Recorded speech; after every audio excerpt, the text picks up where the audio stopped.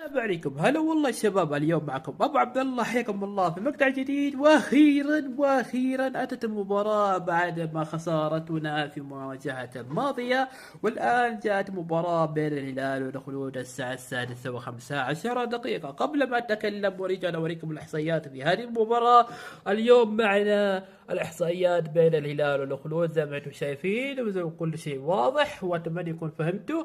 والان سوف نشوف هل الخلود راح يفوز على الهلال زي المباراة الماضية فازوا علينا، ولا الهلال يسيطر على المباراة، ولا يخلي كل خلود يسيطر على المباراة. وعندي خبر مفرح للمحبين للهلال، كايو أخيرا تم تسجيله في الفريق، وسوف نراه إن شاء الله في هذه المباراة.